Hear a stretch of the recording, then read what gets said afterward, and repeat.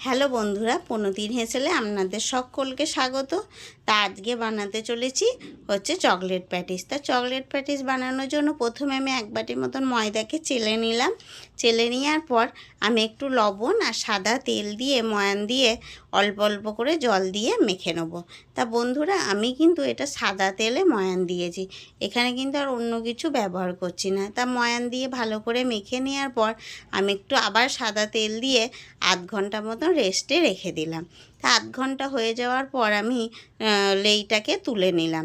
তুলে নেওয়ার পর ভালো করে হাতের সাহায্যে আমি ঠেসে নিয়েছি আর 4টে বলের মতন আকার করে নিয়েছি, 4টে ভাগে ভাগ করে নিয়েছি। তা তারপরে আমি রুটির মতন এই 4টেকে সুন্দর করে বেলে নেব। তা আমার 4টে বেলে নেওয়া হয়ে গিয়েছে। এবার একটা বাটিতে আমি যতটা পরিমাণ লাগবে বাটার নিয়েছি আর একটু কর্নফ্লাওয়ার নিয়ে একটা ব্যাটারের মতন বানিয়ে নিয়েছি।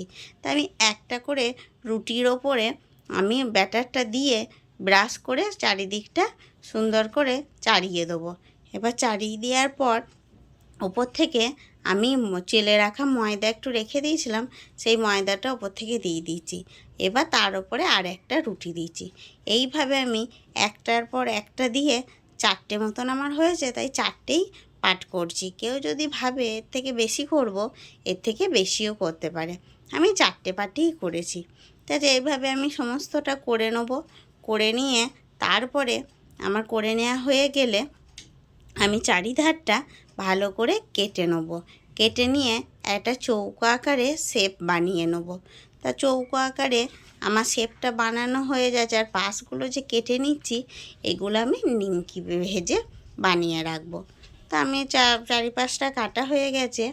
এবার আমার ভেতরটা আবার 4টে পাটে ভাগ করে নেব, এই 4 কোণা করে করে। তা 4 কোণা করে ভাগ করা হয়ে গেলে দেখুন কি সুন্দর 4টে করে ভাগ হয়ে গেল। তা আমার এই 4টে প্যাটিস বানাবো বলে আমি 4টে ভাগ করে নিয়েছি।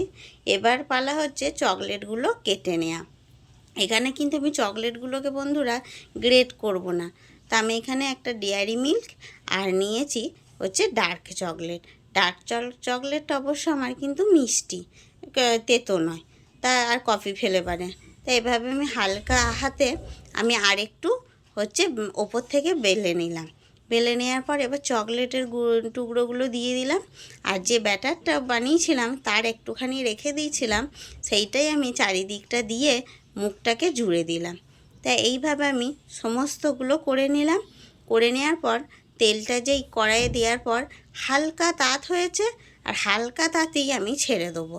এতে আবার বেশি তাত হলে ওপরটা পুড়ে যাবে, ভেতরটা কাঁচা থেকে যাবে। তাই দেখুন আমার কি সুন্দর পাটগুলো ছাড়তে লেগেছে। এবার আর ভেতরের যে চকলেটটা দেখুন আমার কিন্তু একটুও বেরোই নেই, কারণ আমি চকলেটটা গোটা গোটা রেখে দিয়েছিলাম। তা আমার একটা করে বানানো হয়ে গেল। তা আমার চকলেট প্যাটিসটা তৈরি হয়ে গেল। এবার আপনাদের সঙ্গে একটা ভেঙে শেয়ার করছি। দেখুন কি সুন্দর নরম তুসতুসে হয়েছে। তা এইভাবে বন্ধুরা বাচ্চাদের বাড়িতে বানিয়ে দেবেন।